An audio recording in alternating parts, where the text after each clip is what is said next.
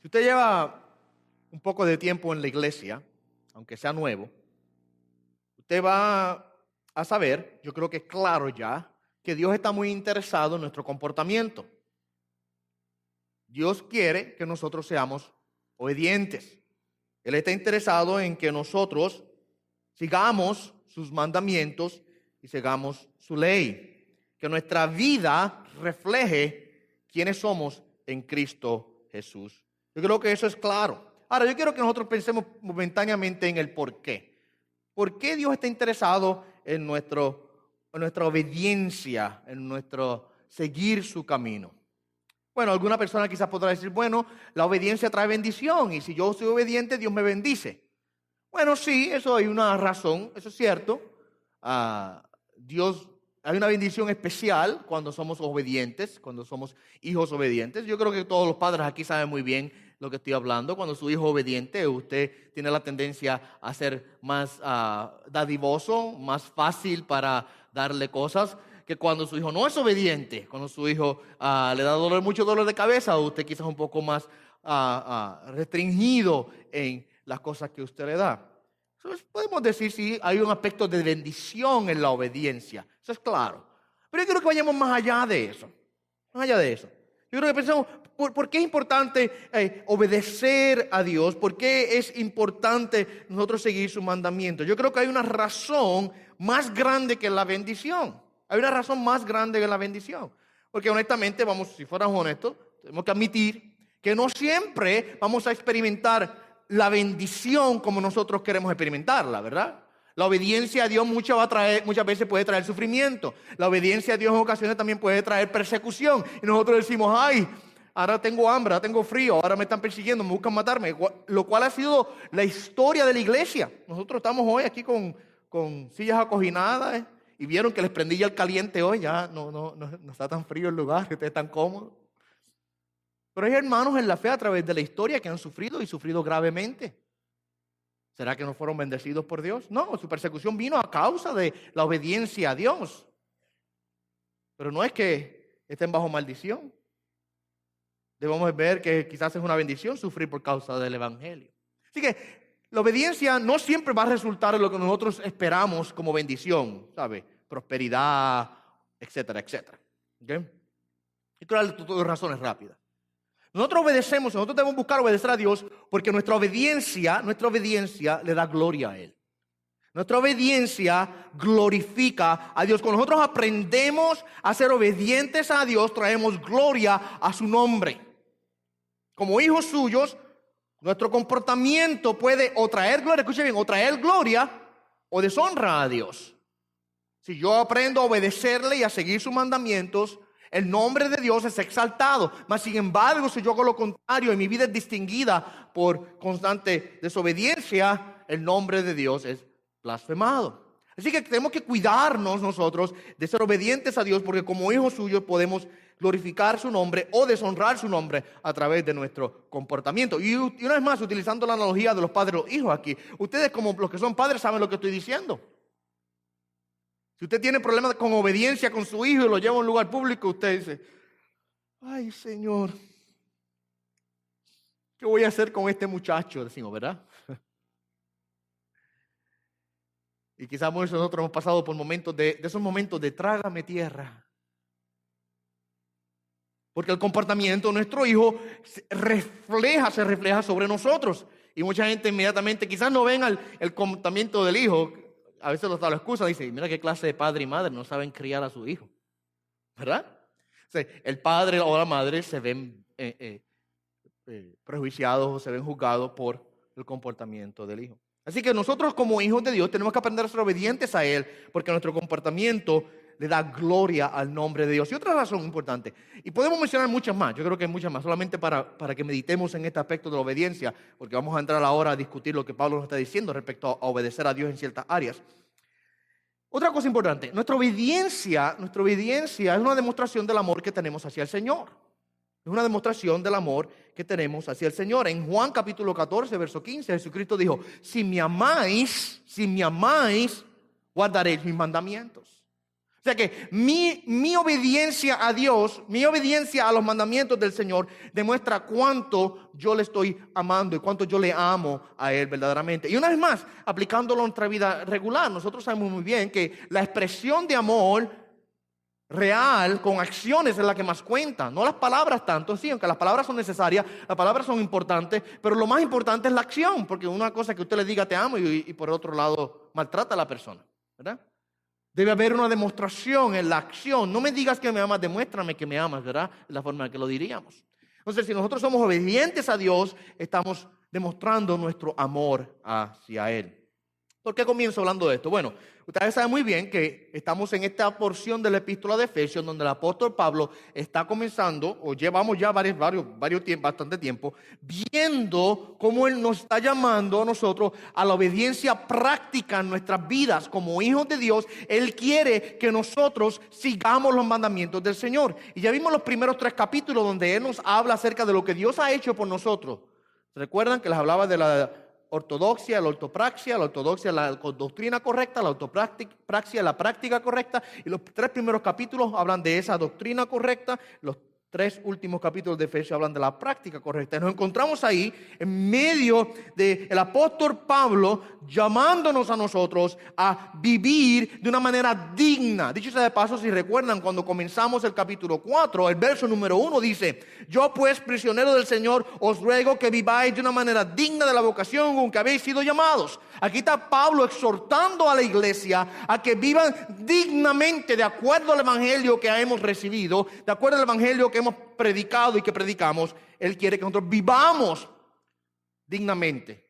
O a la misma medida, podemos decir, a la misma medida. Tan alto, glorioso, hermoso ese evangelio, así tan alto y gloriosa debe ser nuestra vida y nuestro comportamiento en el Señor.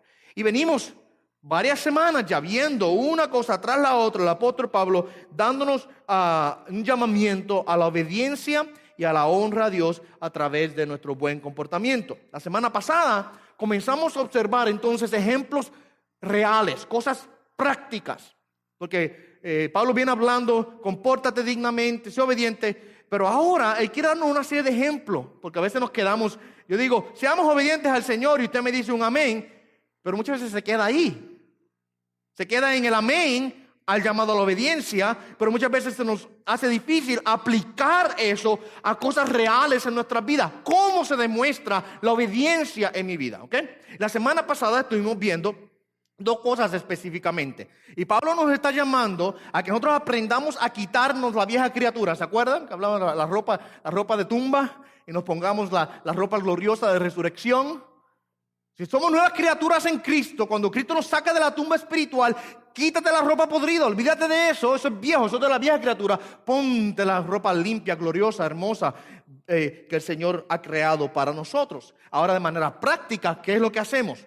Bueno, vimos lo primero la semana pasada. Tenemos que quitar la mentira y poner la verdad. Tenemos que quitar la mentira y poner la verdad. La mentira no es parte de nuestra nueva criatura en Cristo Jesús, parte de la vieja criatura mentía. Nuestro viejo hombre era así, mas nosotros ahora en Cristo hemos sido creados en la verdad. Les decía a ustedes que a veces se nos hace fácil mentir porque no valoramos la verdad lo suficiente o no le damos la importancia que la verdad merece. Muchas veces pensamos, no, si no es nada decir una mentira u otra.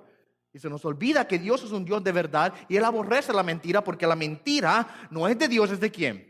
Es de Satanás. Él es el padre de la mentira, el mentiroso desde el principio. Y cuando mentimos, no estamos actuando como Dios, estamos actuando como ¿quién? Como Satanás. Por eso es que Dios toma la mentira muy seriamente, porque contradice su carácter verdadero. Contradice todo lo que Dios es. ¿Okay? Pablo nos llama entonces a que dejemos de mentir, que hablemos la verdad. Y la razón por la que Él nos da para hacer eso es que somos miembros los unos de los otros. Somos miembros de un mismo cuerpo. Y si compartimos la misma vida en Cristo, ¿cómo yo voy a ponerme a mentir a mis hermanos? Eso es traicionar al hermano. Y les dejo a usted el ejemplo. Imagínense que sus ojos le mientan a sus pies mientras usted va caminando por la calle. Probablemente se tropiece y se caiga, ¿verdad? Imagínese que su sistema nervioso le mienta a usted referente a si está muy frío o muy caliente. Quizás usted termine congelándose hasta la muerte o muriéndose con una sobredosis de calor. Los miembros del cuerpo no pueden mentirse los unos a los otros porque entonces el cuerpo no funciona como debería. Así que la sinceridad, la honestidad y la verdad debe distinguir al cuerpo de Cristo. Lo otro que vimos la semana pasada es ir de la ira pecaminosa a la ira justa o la ira santa. Pablo no dice que no podemos airarnos. El dicho sea paso, el mandamiento dice airaos. Hay un mandamiento ahí. Enójate, no hay problema con eso. Hay un momento de ira, pero tiene que ser una ira no pecaminosa, es el punto. La ira pecaminosa, les decía a ustedes que es la ira egoísta, que es una manifestación de nuestra condición caída, que es vengativa, que está centrada en el yo. La ira santa refleja la santidad de Dios y está basada en los principios de justicia y santidad divina. ¿Ve? Por ejemplo, Dios se aira en contra del pecado y la injusticia, y nosotros debemos seguir el mismo patrón.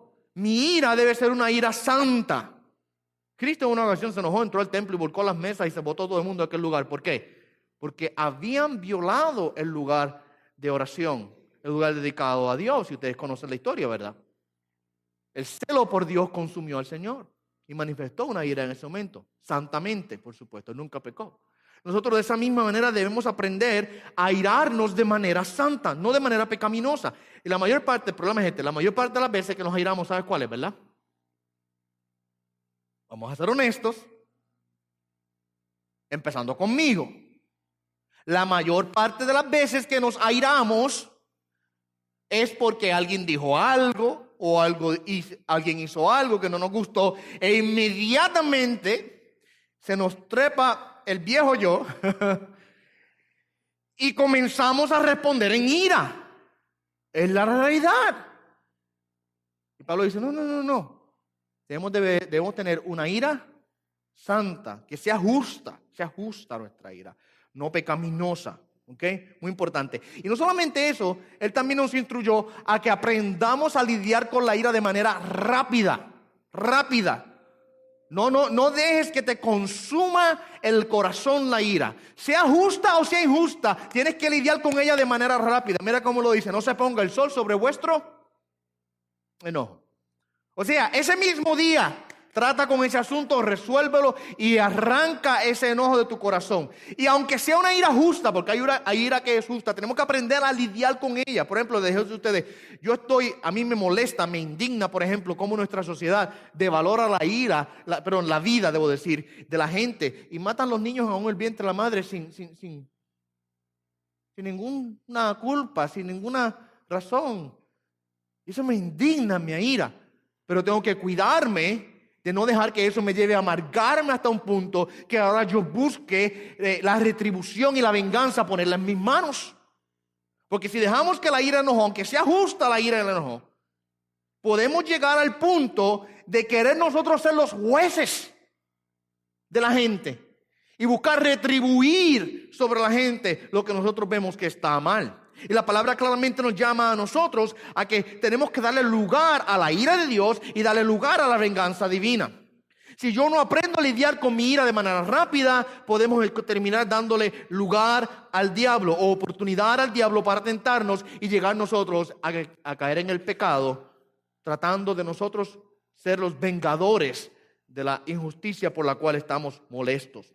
Así que es importante que aprendamos a lidiar con la ira de manera rápida. Es un repaso de volada de lo que hablamos la semana pasada. Ahora, tenemos otros 3 principios más. Hoy solamente voy a lograr cubrir 2 porque, como les dije ahorita, traté de desarrollar los 3 principios y luego cuando comienzo a ver, ya iban 9 páginas de escrito y no había llegado a terminar el segundo. Entonces, hay que cogerlo con calma, ¿verdad? Así que vamos a ver los próximos 2 principios que tenemos aquí. El próximo principio, tenemos que dejar de robar y comenzar a trabajar para compartir. Así que podemos decirlo de manera rápida, tenemos que ir de robar a compartir, de robar a compartir. Mira el verso 28, el que roba no robe más, sino más bien que trabaje haciendo con sus manos lo que es bueno, a fin de que tenga que compartir con el que tiene necesidad.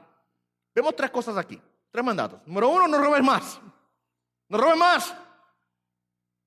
Yo creo que usted piense por un segundo en este aspecto de robar. Porque usted dice, no, yo no soy ladrón, yo no le robo nada a nadie. Pero se puede manifestar de tantas maneras en nuestra vida el robo. Me llevé algo a la tienda sin pagar.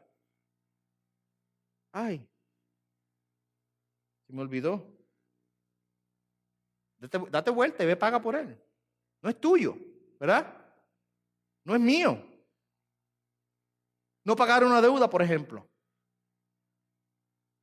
Préstame $50, te lo pago la semana que viene. Y la semana que viene llega y los $50 no aparecen. Y de paso 1 y 2 y 3, pasó un mes, 2 meses, y la persona te pasa por el lado como si nada, que se lo olvidó completamente de eso, y pasó un año y ya no me va a pagar, ya olvídate, ya no me va a pagar la deuda. Pero ¿sabes lo que hiciste? Efectivamente lo que hiciste, ¿verdad? Hiciste una promesa, mentiste, hiciste una promesa de pagar y no pagaste. Terminaste robando a la persona. Echarnos al bolsillo el cambio que me dieron de más. Fui a la tienda y el cajero, yo le di 20 y me devolvió 40.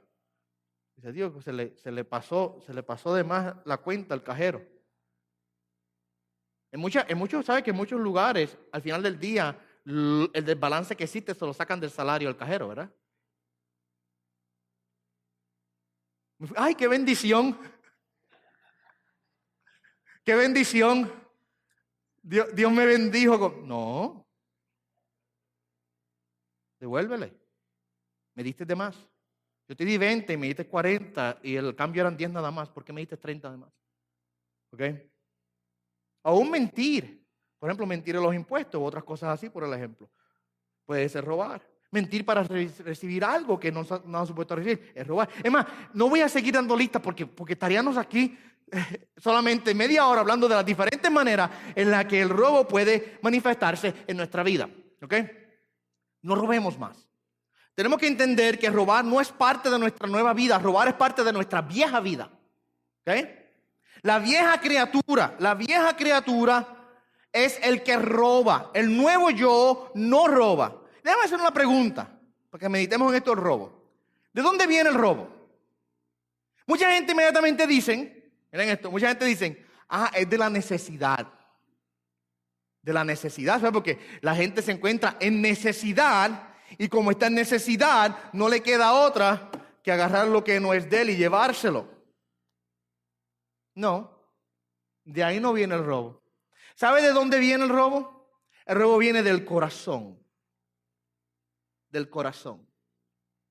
Es un problema del alma. Es un problema interno. No es un problema externo. No es un problema externo. Es un problema interno. Mira lo que dice Jesucristo en Mateo 15, 18 al 19. Mateo 15, 18 al 19. Pero lo que sale de la boca proviene del corazón. Y eso es lo que contamina al hombre. Cristo está hablando aquí de lo que contamina al hombre porque los judíos siempre estaban bien preocupados con lo que se comían. Si se comían algo, se iban a contaminar. Si se lavaban las manos, no se las lavaban a la hora de comer, se iban a contaminar. Cristo dice, no, lo que contamina al hombre no es lo que entra por la boca, es lo que sale de la boca. Porque del corazón, mira lo que dice, porque del corazón provienen malos pensamientos, homicidios, adulterios, fornicaciones, robos, falsos testimonios y calumnias. Usted ve que Jesucristo incluyó robo dentro de las cosas que salen del corazón corrupto. Sale de ahí. Sale de la condición de pecado que tiene el hombre. Así que robar es parte de la vieja criatura. ¿Qué estamos supuestos a hacer con la vieja criatura? ¿Qué estamos supuestos a hacer? A quitárnoslas, a deshacernos de ella, a ponerla a un lado. No es parte de la nueva criatura que ha sido creada en la santidad de Dios. Es parte del viejo yo. Parte de eso, piense conmigo respecto al robo. El robo, yo no sé si usted había pensado de esta manera, es una muestra de la falta de fe. Es una muestra de la falta de fe. Si robamos, estamos demostrando que no estamos poniendo toda nuestra fe en Dios y en su promesa de provisión. Estoy diciendo, Dios no me va a suplir lo suficiente para mí. Así que voy a tomar el asunto en mis propias manos y voy a hacer lo que tengo que hacer para tener lo que yo quiero y deseo. ¿Okay? Se nos olvida entonces que la palabra de Dios es clara, que a sus hijos Dios les provee. Y aún cuando Dios permita alguna necesidad en la vida de sus hijos, es con un propósito divino. Se nos olvida lo que el salmista dice allá en el Salmo 37, verso 25. Yo fui joven y soy viejo ya, pero no he visto justo desamparado ni su descendencia que mendigue pan. ¿Recuerdan de esa porción? Tenemos que aprender a confiar y depender de Dios para poder ser librados de la tentación de tomar lo que no es nuestro. Si yo aprendo a confiar en la provisión divina, yo aprendo a depender de Dios sabiendo que Él va a cuidar de mí, entonces se va el deseo de tomar lo que no es mío, que involucra, dicho sea de paso, la avaricia. El robar involucra la avaricia. El deseo intenso por las cosas materiales. El yo querer algo entonces, y lo deseo tanto que llego al punto de buscar tomarlo, aunque no me pertenece. Mira lo que dice Hebreos, capítulo 13, versos 5 al 6. 5 y 6. Sea vuestro carácter sin avaricia. Sea vuestro carácter sin avaricia. Otras versiones, especialmente la versión en inglés, dice sin amor al dinero, que es lo que la avaricia es, ¿verdad? Dice, sea vuestro carácter sin avaricia, contentos con lo que tenéis. Contentos con lo que tenéis. ¿Sabe que esa es una de las razones por las cuales la gente roban? Porque no están contentos con lo que tienen. Y quieren lo que el otro tiene. Y me lo vas a tener que dar, sea voluntariamente o involuntariamente, lo que es robar. Tenemos que aprender a ser contentos con lo que tenemos. Mira lo que dice, porque Él mismo ha dicho. Aquí viene la razón, la justificación, la razón por la cual tenemos que aprender a estar contentos con lo que tenemos y a dejar el amor al dinero, a dejar el amor a las cosas materiales. Es el siguiente, porque Él mismo ha dicho, nunca te dejaré ni te desampararé. De manera que decimos confiadamente, el Señor es el que me ayuda, no temeré, ¿qué podrá hacerme el hombre? ¿Lo ven? El Señor ha prometido nunca dejarnos ni nunca desampararnos, y podemos entonces decir con confianza, el Señor es mi ayuda. Si esa es mi actitud, entonces el deseo de robar no debe estar presente. ¿Okay? No debe estar presente. Así que lo primero Pablo dice, mira, deja de robar, no robes, no te lleves lo que no es tuyo. ¿Qué es lo que nos instruye que hagamos? ¿Cuál es la respuesta? Dice, el que robe no robe más, sino que ¿qué? Que trabaje. Ay, esa palabra a mucha gente no le gusta. Mucha gente son aricos al trabajo. No le gusta. Y mucha gente se confunden, creen que el trabajo es parte de la maldición. Y no saben que realmente el trabajo Dios lo dio antes de la caída del hombre. Si usted lee Génesis, usted va a darse cuenta de eso. Dios ordenó el trabajo al hombre mismo. Puso al hombre en el huerto y lo puso allí para que cuidara y cultivara el huerto antes de que Adán pecase. Así que Dios ha instruido y designado el trabajo, no el robo, como la forma de nosotros obtener lo que necesitamos. Tenemos que aprender a producir con nuestras manos y con nuestras vidas aquellas cosas que nosotros necesitamos para vivir. ¿Okay? El aburrimiento, la frustración y la inutilidad en el trabajo que muchas veces nosotros experimentamos no debe estar en nuestros corazones, porque es realmente la maldición del pecado. En la condición caída en que el hombre se encuentra, detesta el trabajo. Pero yo creo que cuando nosotros aprendemos a valorar lo que Dios ha hecho por nosotros, y si estuviésemos en nuestra condición inicial, como Adán estuvo, hay un gozo especial en el trabajo. Por eso es que nosotros los creyentes debemos aprender a hacer todas las cosas con gozo y con alegría en nuestros corazones, aún en nuestro trabajo. ¿Okay? Así que el trabajo es un regalo de Dios para nuestras vidas. ¿Sabe qué? No sé si está puesto a pensar en esto. Al nosotros aprender a trabajar con honestidad y con dedicación, estamos reflejando el carácter de Dios. Porque Dios trabaja. Dios trabaja. Constantemente trabaja. Él nunca deja de trabajar. ¿Se recuerdan allá en el capítulo número 5 de Juan que Jesucristo llegó al estanque de Betesda, se encontró con un paralítico que llevaba toda su vida allí casi? Jesucristo lo va a sanar. Y el problema era que era sábado, ¿se recuerdan? El día de reposo. Jesucristo sana al hombre y por supuesto el problema de siempre. Ellos amaban más el sábado o el día de reposo que al Señor. Amaban más la ley de ellos que darle gloria al Señor. Jesucristo tomó un hombre que llevaba su vida entera allí postrado y lo sana. Y ellos en vez de ver la sanidad, darle gloria a Dios, ¿qué es lo que hacen? Comienzan a acusar a Jesucristo y a tratar de condenarle y perseguirle. ¿Cuál es la respuesta que Jesucristo le da? Una de las muchas respuestas. Jesucristo respondió muchas cosas, pero una de las cosas que él le dijo, verso 17, Juan 5, 17. Pero él le respondió: hasta ahora mi Padre trabaja y yo también trabajo. El trabajo es una reflexión, escuchen, una reflexión del carácter divino. Y lo vemos claramente nosotros desde el principio, en el capítulo 1 de Génesis. ¿Cómo es que Dios instituye el trabajo? Trabajó Dios 6 días creando y el séptimo día, ¿qué hizo Dios? Descansó. Así que no es que el descansar sea malo, descanse por favor, porque si trabaja demasiado se explota. Dios quiere que aprendamos a descansar, pero tampoco quiere que seamos vagos. Dios quiere que seamos activos y comprometidos con el trabajo, que seamos honestos. Claro, el pecado nos complica la cosa porque ahora tenemos que sudar para hacer las cosas, ¿verdad? Con el sudor de tu frente te ganarás el pan de cada día, le dice Dios a Adán al principio. Y claro, es la realidad. El pecado trajo muchas cosas malas. Por ejemplo, usted se cansa de trabajar. Muchas veces nos aburrimos del trabajo. Muchas veces queremos dejarlo todo. ¿De dónde viene eso? ¿De Dios? No. ¿Viene de dónde? De nuestra condición caída, de la carne que todavía tenemos aquí presente, que falta por ser redimida. Ahora, lo otro es importante que veamos. Tenemos que dejar de trabajar, tenemos que dejar de robar, tenemos que trabajar, pero mira la cualificación del trabajo que Pablo nos da. Trabaje, mira el verso, haciendo con sus manos lo que es bueno. O sea, que no todo tipo de trabajo es justificado para el creyente. ¿Ok? Dios no es indiferente a lo que nosotros queremos hacer con nuestra vida.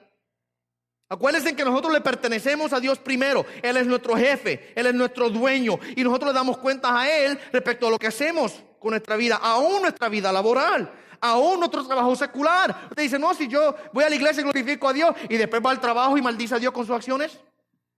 Aún si su trabajo es un trabajo que deshonra a Dios, Dios no le gusta. Yo trabajo, dice el muchacho. ¿En qué tú trabajas? Sí, yo estoy en la esquina allí vendiendo cosas. ¿Qué tú vendes? Bolsitas con polvo blanco adentro. Ok. No. O aún no tenemos que llegar a ese nivel. Aún yo trabajar en algo que no glorifica a Dios o que deshonra a Dios de manera real. Yo recuerdo en una ocasión una persona me decía que él trabajaba para una persona y que la persona comenzó a pedirle que hiciera trampa en su trabajo para poder ganar más dinero en la empresa. Y la persona tuvo que decirle a su jefe, si esa es la condición de trabajo, yo me voy. Yo no puedo trabajar de esa manera. Porque tenemos que trabajar, mira lo que dice, haciendo lo bueno, lo que es bueno. Dios no quiere que tengamos cualquier tipo de trabajo. Dios quiere que nosotros aprendamos a tener una vocación que sea buena. Meditemos en eso. Lo que yo hago en mi trabajo, ¿ofende a Dios? ¿Sí o no? Si la respuesta es sí, quizás es tiempo de que busques otro trabajo. ¿Okay? Ahora, ¿cuál es la razón que Pablo nos da para trabajar? Por supuesto, te va a decir, pues, bueno, yo tengo que comer. Y claro que sí, la palabra claramente nos dice que trabajamos ¿para qué?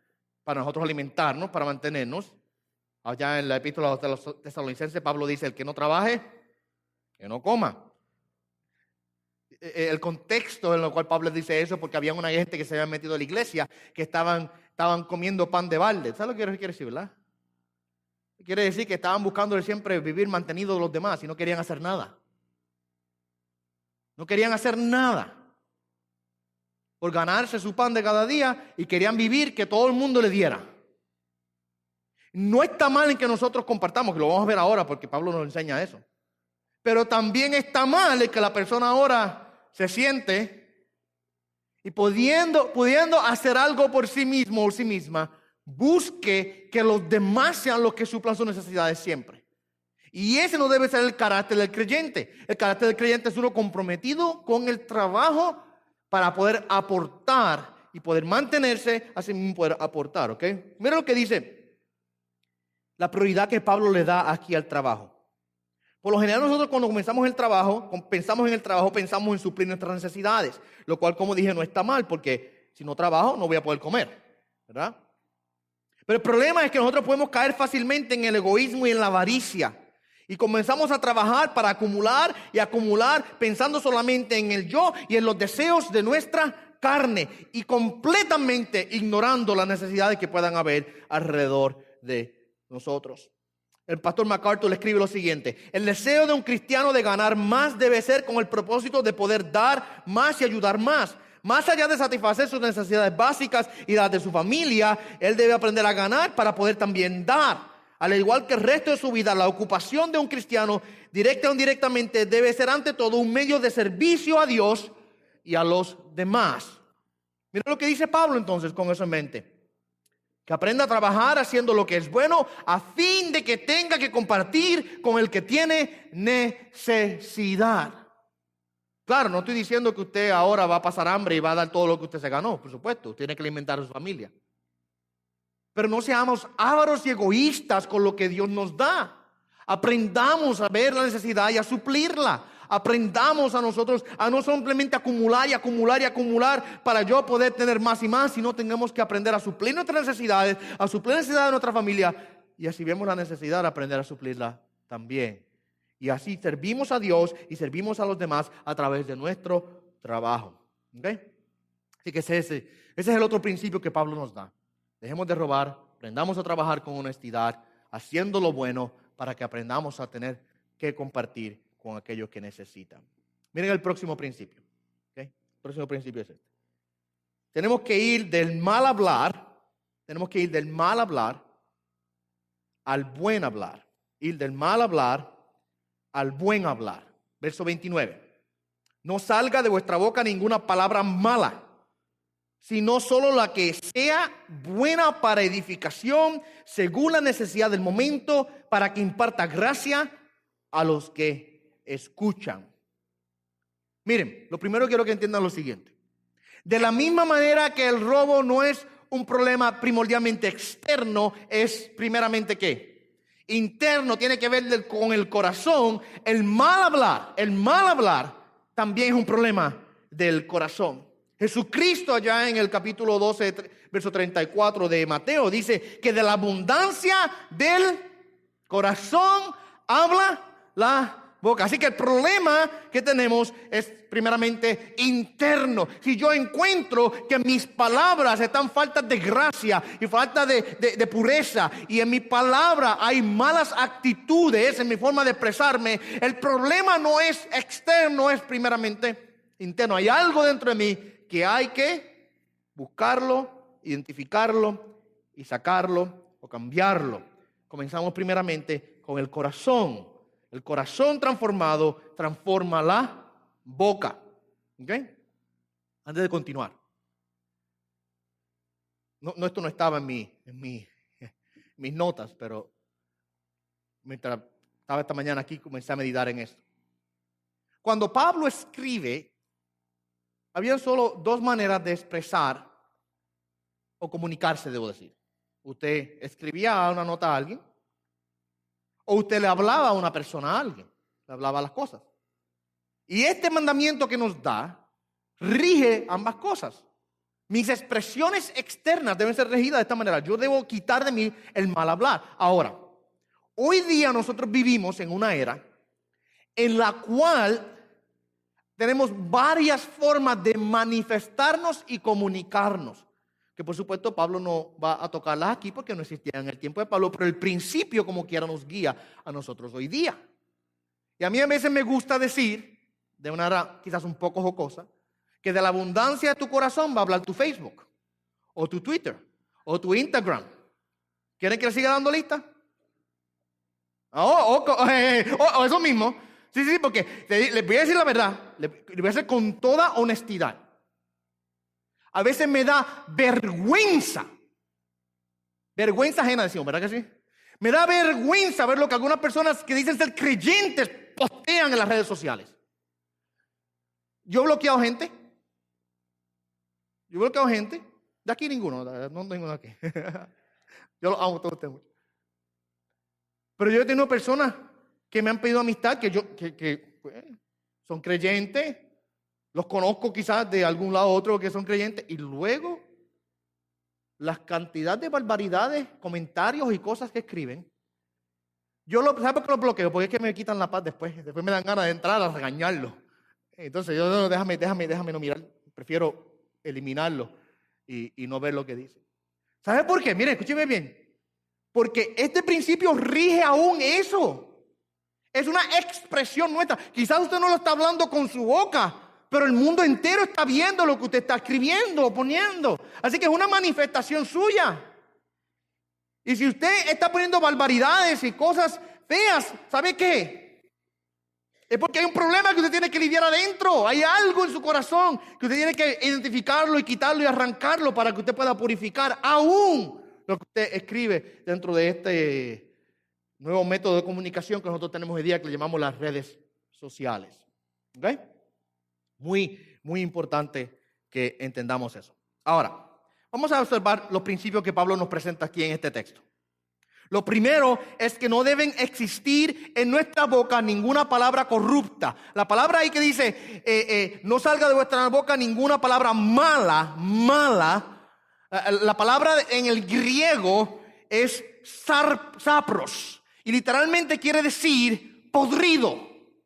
Se utilizaba para describir una fruta, un vegetal o algún alimento que ya se le había pasado su tiempo. Y estaba en una condición de pudrición, de descomposición. A ese nivel, tal fruta o tal alimento vegetal no sirve para nada, sino solamente para echarse a la basura y no tiene ningún provecho.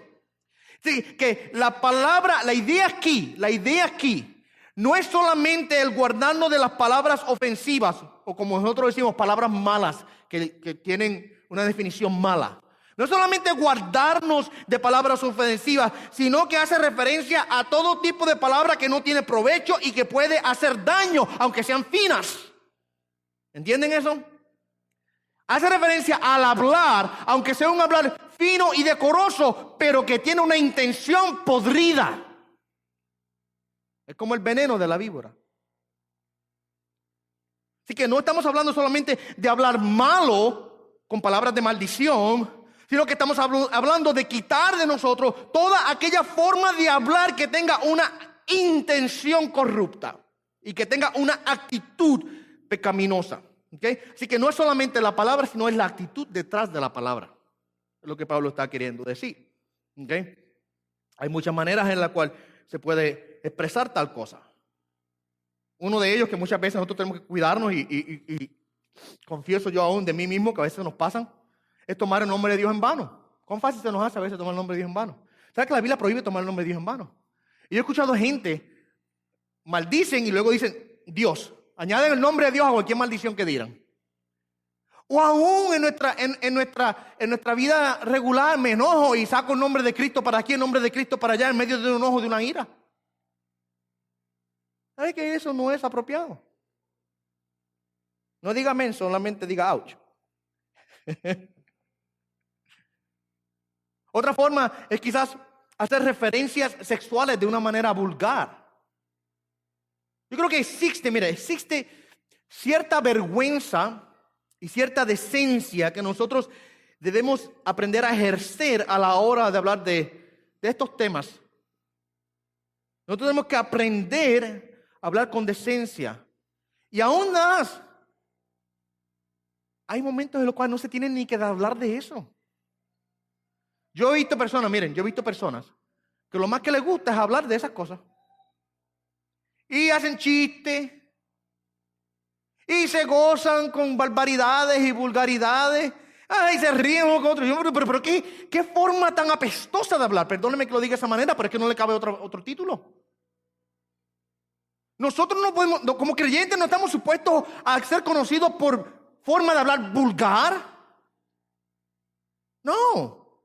¿Para qué? Los hombres se juntan uno con otro y comienzan a hablar de esto y lo otro acerca de la mujer. Y las mujeres también, yo las he visto, yo las he escuchado. Que no piensen que somos los hombres nada más los que decimos cosas a veces que están fuera de lugar. La mujer también. Mire, mi amado hermano, para eso Dios, los que estamos casados aquí, para eso Dios le dio una esposa a usted. Y las cosas que tienen que ver con esos temas, en el cuarto con su esposo usted las habla. Y de ahí no tiene por qué estar hablando más de eso. Ofensivo y vulgar a la gente que lo escucha. Es otra forma de decirlo. Otra forma de hablar que tenemos que cuidarnos. ¿Okay? Hoy día me sorprende, los muchachos hoy día creciendo, que hablan como si eso fuera hablando acerca del clima. No, mi amado hermano. Otra forma, hablar con malicia. Hablar con malicia. Hablar de manera ruda y brusca, sin respeto, sin misericordia. Y díganme a esa, porque ahí todos nosotros hemos sido culpables en algún momento de ella. Sí, a veces la ira, en el momento de un enojo, abrimos la boca y decimos algo que no estamos supuestos a decir. Y yo tengo que aprender eso en mi vida personal. Estoy tratando de cuando me enojo, tengo que aprender a callarme. A veces en el enojo es mejor callarse que hablar, ¿verdad? Aprendamos a hacer eso. Porque en medio de la ira podemos abrir nuestra boca con una palabra intencionada a herir y a ofender. O quizás llamarle un nombre ofensivo a la otra persona. A veces los niños especialmente tenemos problemas con esto. Que uno le dice un nombre a otro. Mira, tú tonto, o cualquier otra cosa que se inventa. Y quizás la intención que da la palabra es podrida, es errónea, es mala. ¿Okay? Y podemos seguir dando más y más ejemplos, ¿verdad? De cómo nosotros podemos usar malas palabras. Y no es más, no estoy hablando necesariamente de palabras malas o vulgares, estoy hablando de la actitud con la que se habla. Es más, nosotros podemos caer en el error aún de ser muy pasivos y tranquilos y como quiera ser completamente ofensivos. El ir y plantar veneno o hablar mal de las personas. El ir, mira, ¿te enteraste de Juanito? O Pedrito, o Felipito, ¿te enteraste? ¿Qué pasó? Cuéntame el bochinche. Ah, sí, tú no quieras saber. ¿Qué forma de hablar es esa? Estás plantando, estás poniendo semillas de enemistad y de división entre los hermanos. Es una forma mala de hablar, usar la malicia al hablar. ¿Okay? 3 implicaciones de esta forma de hablar. Número 1, no nutre. Mira, no nutre para nada, no sirve para nada. De la misma manera en que una fruta podrida, un vegetal podrido, no se puede ingerir por la condición en la que se encuentra. De esa misma manera, mi amado hermano, las malas palabras no sirven, no tienen vitamina, no nutren. Y es más, el otro punto, si te la comes, la fruta o el vegetal o la carne, el alimento, en esa condición de pudrición, probablemente te va a hacer daño. Te va a caer mal, te va a dar un virus estomacal y vas a terminar hasta yendo al hospital quizás. Porque ingeriste algo que estaba podrido. De la misma manera, las palabras de esa condición pueden afectar nuestras vidas, nuestros corazones, nuestras almas, nuestros espíritus. Nos pueden hacer daño, nos van a hacer daño. Y otra cosa, otro punto más, daña aún la atmósfera. Yo no sé si a usted le ha pasado. Usted está quizás con un grupo de personas y una persona comienza a hablar inapropiadamente. Ay, dañó el asunto. Se acabó la fiesta. Se acabó. Porque la forma de hablar inapropiada, quizás con palabras vulgares probablemente, o aunque no tenga palabras vulgares, pero a veces la palabra llena de malicia y de intención de lastimar a alguien o de producir dolor en la otra persona, o haciendo chistes que no tienen nada. No se tienen que estar haciendo. ¿Cuántas? Mira, y la lista puede seguir. La atmósfera hace daño. Usted deje una fruta, un vegetal encima de los gabinetes en su casa y no lo toque cuando se pudra. Déjalo ahí para que usted vea a ver lo que pasa. Te entra, qué olor, qué pasa aquí. O la basura en su casa, si no la sacó a tiempo, la dejó mucho tiempo allí, usted abre el gabinete, ¿qué ocurre? No puedo respirar, este aire está muy pesado. Lo mismo ocurre con las malas palabras y la mala forma de hablar. Dañan la atmósfera. Crean un ambiente que no es productivo y no sirve para nada. Así que debemos dejar el mal hablar. Debemos abandonar esto. Que no salga de vuestra boca ninguna palabra mala. Sino, ahora viene la otra parte del mandamiento. Sino que debemos aprender a tener palabras edificantes. Mira lo que dice. Sino solo la que sea para buena edificación. ¿Okay? Mire, Pablo no está interesado en que dejemos solamente de hablar malo y que comencemos a usar palabras buenas o palabras decorosas, sino que Él va más allá y Él quiere que nuestras palabras sean una fuente de edificación para los que nos escuchan.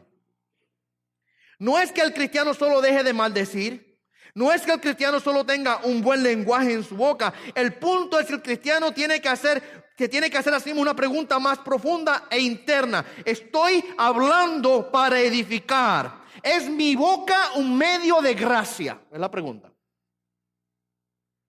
Deje la mala palabra y hable la palabra para edificación. Hay un propósito con mi hablar. ¿Ok? Ese es el primer punto. Nuestras palabras tienen que ser para la edificación. Pregunte, ¿son constructivas, ayudan, motivan, instruyen, levantan, consuelan, etcétera, etcétera?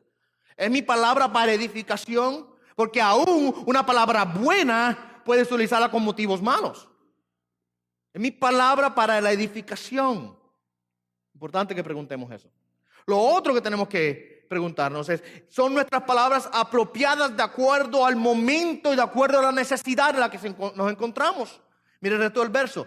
Según la necesidad del momento. Tenemos que hablar palabras buenas para edificación según la necesidad del momento. Muchas veces no decir las cosas y callarlas. Aunque sean verdaderas, tenemos que aprender a cuándo decir las cosas. Tenemos que aprender a esperar el momento indicado para decir algunas cosas. Tenemos que entender el momento en que nos encontramos y ver cómo mis palabras en ese momento pueden edificar. Si no edifican, no lo digas. Trágatelas mejor. Sí, es cierto. Si no edifica, mejor calla. Y si tienes que realmente decirlo, no estoy diciendo que no puedes decirlo. A veces hay cosas que tienen que decirse. Pero espera el momento adecuado y el momento oportuno para poder hablar las palabras para edificación. ¿Okay? Eso se da mucho, por ejemplo, en nuestras relaciones como hermanos en la fe. Quizás usted siente en su corazón el ofrecer una palabra de corrección o hermano en la fe, lo cual no está mal. La palabra nos llama a que aprendamos a corregirnos, a velarnos, a exhortarnos los unos a los otros. Y quizás la intención suya es correcta. Usted quiere exhortar a la persona. Usted quiere ayudar a la persona. Eso es correcto. No hay intenciones malas. Sus palabras quizás son correctas. Usted no está usando ningún tipo de lenguaje vulgar o ofensivo. Usted está hablando de una manera correcta y apropiada. Pero el momento no fue el apropiado. Y quizás lo que terminó haciendo es causando más problemas que arreglándolo. Así que tenemos que aprender a medir cuándo hablamos y cómo hablamos para poder nosotros edificar. Y mira lo último que Pablo nos dice, que nuestras palabras deben impartir gracia a los demás. Tenemos que aprender a dejar a un lado lo malo, hablar malo. Tenemos que aprender la palabra buena para edificación, según la necesidad del momento. Mira el final del verso, para que imparta gracia a los que escuchan. Los creyentes no solamente debemos hablar la verdad, debemos aprender a hablar la verdad en amor con el propósito de la edificación, para que la gracia de Dios se transmita a través de nuestras palabras. Mira cómo dice Pablo en Colosenses 4:6, que vuestra conversación sea siempre con gracia, sazonada como con sal, para que sepáis cómo debéis responder a cada persona. Que vuestras palabras, nuestra conversación sea siempre con gracia. Que tenga un buen gusto. Cuando dice ahí que sea sazonada con sal, otra forma de decir que tenga buen gusto. Yo no sé ustedes, no, pero yo tengo un paladar latino. ¿Verdad? Yo tengo un paladar latino. Me gusta la comida sazonada. Y si me dan una comida sin sazón, sin gusto ninguno, me la como porque no me queda remedio. Y sé que ustedes son así también, a nosotros nos gusta. A veces el doctor nos manda así, no puedes comer así con tanta sazón porque te está haciendo mal a la salud. ¿Y qué remedio nos queda, verdad? Nosotros? Pero no hay ese gozo, quizás no es igual. No es igual. Usted dice, ay, qué rica estaba esa comida. Una comida mala hecha, ay, Señor. Estoy tapándome la nariz para poderme a comer. Yo he estado en situaciones así. Yo como casi todo, pero hay algunas cositas que realmente no me gustan. La mayonesa, por ejemplo, no la puedo pasar. Cualquier cosa que tenga mayonesa, no puedo pasármela. No, sorry. Pero he estado en situaciones en las que no me ha quedado remedio. Tengo una reunión en el trabajo, traen un almuerzo para todo el mundo, nos lo sirven, me lo ponen ahí. Entonces, me la como, pero con un disgusto y tomando mucho jugo, mucha agua para poder pasarlo rápido. Porque crea un disgusto, crea un mal sabor, ¿verdad? O sea, lo mismo, miren, la palabra mal sazonada es igual. La persona que la recibe y crea un disgusto, que no me gusta, no hay sabor, no hay gracia, no hay amor, no hay buena sal en tu palabra. Así que tenemos que aprender a que nuestras palabras impartan gracia a los que nos escuchan. ¿Ok? Y déjenme terminar con esto. Con la razón que yo creo que Pablo nos da a nosotros. Para que aprendamos a adoptar este comportamiento. Y el verso número 30 nos dice a nosotros, nos introduce. Y es interesante porque como que hay una aparente desconexión. Porque Pablo introduce en el verso 30 al Espíritu Santo. Dice, no entristezcáis al Espíritu Santo de Dios, por el cual fuiste sellados para el día de la redención. Pero él viene hablando del hablar malo. Y de aprender a hablar con gracia. Y inmediatamente cambia. Aparentemente hay un cambio, quizás hay una desconexión, pero yo creo que no. Van bien al lado una de la otra. Porque si yo no aprendo a hablar de manera correcta y si yo no aprendo a impartir gracia, mira lo que dice Pablo, estoy efectivamente entristeciendo, otra versión dice, contrictando al Espíritu Santo. Y parémonos ahí un segundo y con este pensamiento, con esta línea de pensamiento terminamos. Estamos nosotros ofendiendo al Espíritu Santo a través de nuestro mal hablar. Tómelo con seriedad entonces ahora. Porque no es porque el pastor lo dice. Hay una consecuencia real. Y es el entristecer al Espíritu de Dios. Una cosa importante que vemos aquí. Número uno, vemos aquí que el Espíritu Santo no es solamente una fuerza, es una persona. Es una persona. Muchas personas muy comúnmente tratan al Espíritu Santo con un descuido, sin darle la importancia que merece. Y yo creo que una de las razones por la cual esto ocurre es porque muchas personas ven al Espíritu Santo como una fuente de energía que solo está presente para recargar sus baterías cuando ellos se sientan débiles. Muchas personas ven al Espíritu Santo como el enchufe en la pared. Ay, estoy sin fuerza, déjame irme a conectar. Y se dan un choquecito de electricidad, se cargaron de la batería y se van. Estoy bien ahora, perfecto. Pero no aprenden a entender que el Espíritu Santo no es una fuerza energética. El Espíritu Santo es una persona con sentimientos, con emociones, con voluntad. ¿Okay? Si yo aprendo a ver el Espíritu Santo como una persona real y que está presente en mi vida, que es un compañero fiel, que me ama, que me guía y que me enseña, voy entonces a cuidarme de no caer en pecado, porque entonces el pecado es una ofensa en contra de él. Nosotros vemos en la palabra constantemente referencia al Espíritu Santo que nos indican que Él es una persona. Él tiene intelecto, Él tiene sentimiento, Él tiene voluntad. Él trabaja, busca, escudriña, habla, testifica, enseña, convence, regenera, intercede, guía y glorifica a Cristo. Todas esas son palabras que describen las acciones del Espíritu Santo. La palabra nos enseña que Él puede ser probado o tentado. Se le puede mentir al Espíritu, se puede resistir al Espíritu. Él puede ser insultado y Él puede ser blasfemado. Y en este texto nos enseña que Él puede ser entristecido. Todas características de una persona. No una fuerza, una persona. ¿Okay? Lo otro que vemos aquí es que nosotros hemos recibido al Espíritu Santo como la garantía de nuestra salvación. Lo ve y dice, por el cual fuiste sellados para el día de la redención. El Espíritu es el regalo divino sobre nuestras vidas que garantiza nuestra redención final. Eso ya lo vimos en el capítulo número 1, versos 13 y 14, donde el apóstol Pablo nos dice que fuimos sellados con el Espíritu Santo de la promesa que nos es dado como garantía de nuestra herencia, con miras a la redención de la posesión adquirida de Dios para la alabanza de su gloria. El Espíritu Santo es el sello de la promesa. Es la garantía de nuestra herencia con miras a la redención futura.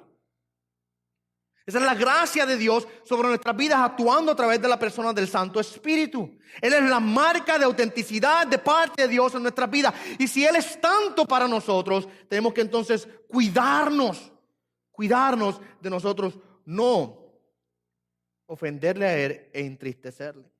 Si Él es el agente activo divino que está constantemente trabajando en nosotros para prepararnos a la entrada celestial, ¿cómo yo voy a despreciar su trabajo e indignarlo a través de mis ofensas? Como dije, cuando usted observa esta porción aquí y tratando de contestar la pregunta ¿por qué incluir este comentario acerca del Espíritu Santo en medio de esta porción? A primera vista parece como que está fuera de lugar. Pablo viene hablando acerca de nuestra manera de hablar y ahora en medio de eso él menciona el entristecer al Espíritu Santo. ¿Qué tiene que ver una cosa con la otra? ¿Por qué se relacionan? Miren, el Espíritu Santo es principalmente el espíritu de revelación.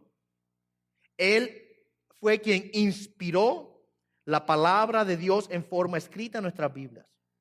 Luego, Él es el que bendice la enseñanza de esa palabra de los predicadores fieles para la edificación de la iglesia. Y el Espíritu Santo es el que bendice y el que nutre nuestras palabras para la edificación mutua. Él es el que nos enseña, Él es el que nos guía, Él es el que nos instruye, Él es el que nos revela a Dios y nos ilumina para que entendamos su palabra. Por tanto, debe ser particularmente difícil y doloroso para Él cuando los cristianos hablamos de manera contraria a la revelación de Dios, cuando los cristianos comenzamos a destruir en vez de construir, cuando comenzamos a crear enemistad en vez de edificar a la iglesia, cuando nosotros comenzamos a hablar de manera corrupta y podrida en vez de hablar de manera con gracia para la edificación, es doloroso especialmente para el Espíritu Santo, porque es el Espíritu Santo el que nos guía a nosotros a la verdad divina, lo cual debe distinguir nuestra forma de hablar. Acuérdense que el Espíritu Santo nos fue dado como guía y maestro. ¿Cuánto le debe doler al Espíritu Santo cuando no seguimos su guianza y su enseñanza? Yo como pastor puedo decir que entiendo un poco esto. No soy el Espíritu y nunca pretenderé serlo. Dependo tanto de Él como ustedes. Pero entiendo un poco la tristeza que crea cuando vemos a un hermano en la fe haciendo caso omiso a la enseñanza. Hay un entristecimiento. El maestro, miren, lo más que entristece a un maestro es ver a uno de sus estudiantes tapándose los oídos y no queriendo escuchar la enseñanza. Es después de haber escuchado la enseñanza, ir y hacer lo contrario a la enseñanza. Esa es la realidad del pastor. Una de las cosas que más me entristecen a mí, lo más que me entristece a mí, es cuando los hermanos en la fe no obedecen a Dios después de escuchar la enseñanza. Si usted sale de aquí y se va a ir para Walmart ahora a robarse 2 o 3 cosas, después de haberle dicho que no robe, y lo cogen y lo meten en el carro de la policía, no me llame a mí para que le pague la multa, ¿sabe?